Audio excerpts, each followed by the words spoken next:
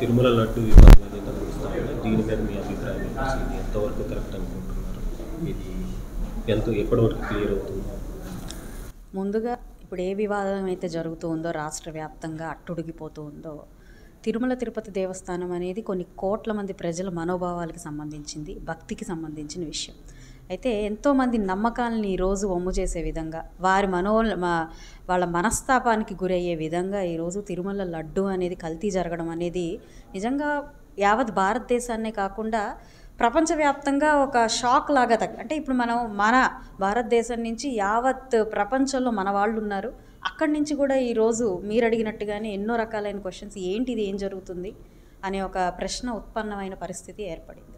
గడిచిన 5 సంవత్సరాల్లో ఎన్నో రకాలైన ఇబ్బందులు, అరాచకాలు, అకృత్యాలు, అవినీతి చూస్తూ వచ్చారు ప్రజలంతా. ఆఖరికి దేవుణ్ణి కూడా వదలని పరిస్థితి కనిపించిందా అనే ఒక ప్రశ్న ఈరోజు రాష్ట్ర వ్యాప్తంగా ఉత్పన్నమైంది. మరి కల్తీకి మనం చూసుకుంటే అత్యంత సంపన్నమైన భగవంతుడిగా, గుడిగా ఈరోజు ప్రసిద్ధిగాంచింది తిరుమల తిరుపతి దేవస్థానం.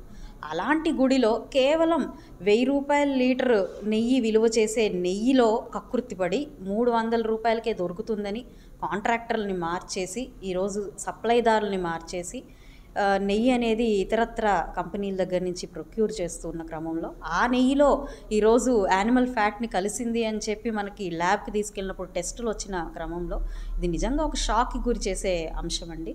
ఇలాగా ప్రజల మనోభావాలతో కూడా ఆడుకునే పరిస్థితికి గత ప్రభుత్వం ఉంది. వారి అధినాయకుడు ఉన్నారంటే వాళ్ళ ఆలోచన తత్పరతను మనం ఆలోచించుకోవాలి. అంటే వారికి ఎలాంటి మనోభావాలతో సంబంధం లేదు, ప్రజల శ్రేయస్సుతో సంబంధం లేదు. అభివృద్ధి అంటే వాళ్ళ నోటీసు అంటే ఏంటో కూడా తెలియని విధంగా ఈ 5 ఏళ్ళు గడుపుకుంటూ వచ్చారు.